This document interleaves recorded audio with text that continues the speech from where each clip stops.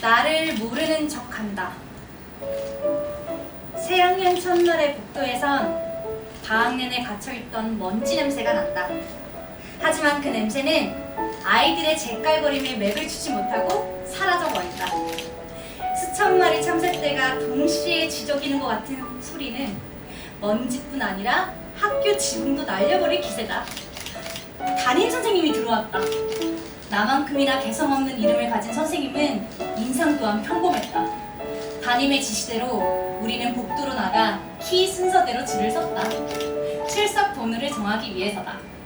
밤마다 아이들이 모두 몰려나온 복도는 떠드는 소리로 왁싱을 거렸다. 이제 복도에선 먼지 냄새 대신 15살 소녀들의 향긋하고 풋풋한 로션 냄새가 풍긴다.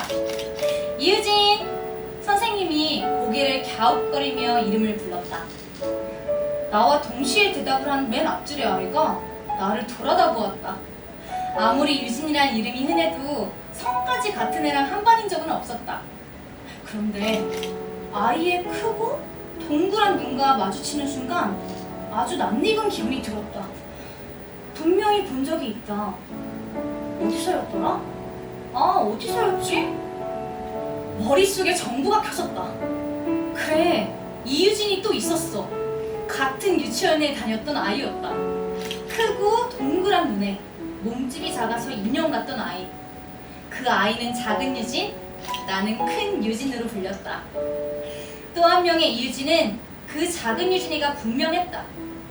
하지만 그 애는 무심한 얼굴로 고개를 돌려버렸다. 종례를 마치자마자 나는 작은 유진이에게 갔다. 먼저 기억해낸 사람이 먼저 아는 체를 하는 게 도리이다. 그 애도 유치원 이름을 말하면 나를 알아볼 것이다. 작은 유진! 야! 나 모르겠어? 아이들은 두 유진이의 첫 대화를 흥미롭게 지켜보기 시작했다. 작은 유진이는 여전히 얜 누군데 이래? 라는 표정이었다. 작은 유진이는 나의 질문 공세와 둘러싼 아이들의 호기심 어린 시선에 아무런 동요 없이 말하고 그 자리를 떠났다. 난 그 애가 유치원 때 작은 유진이가 아니라는 사실을 인정할 수가 없다.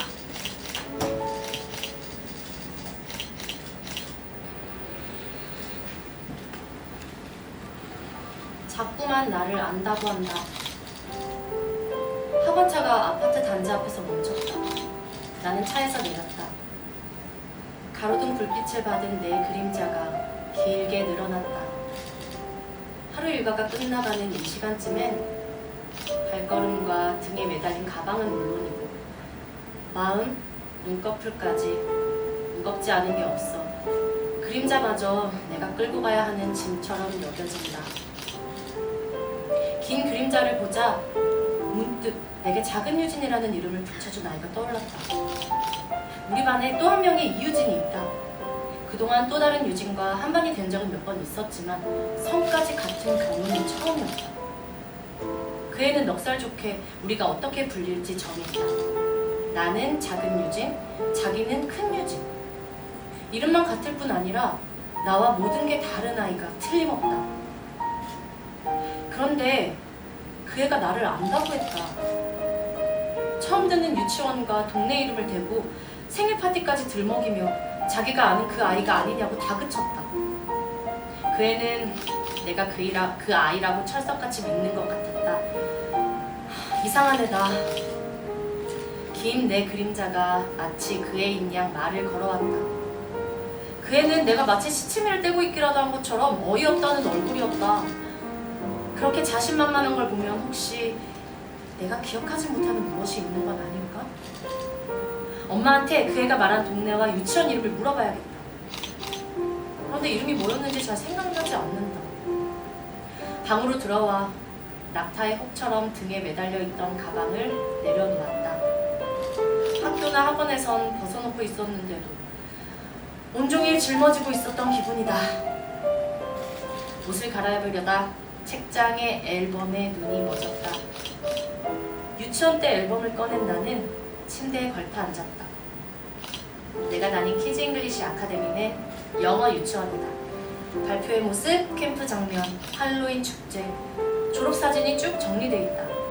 나는 사진 속 아이들을 하나하나 자세히 들여다보았다. 그때 우리는 모두 영어 이름으로 불렸고 내 이름은 다이애나였다. 당연히 그 애 큰 유지는 없다. 그 애가 말한 유치원이 아닌데도 혹시나 하며 사진을 들여다보고 있는 내가 어이없었다. 가치 없는 일에 더는 신경 쓰지 말아야겠다. 내일이면 그 애는 내가 잘못 알았어, 미안해 라고 할게 분명하니까.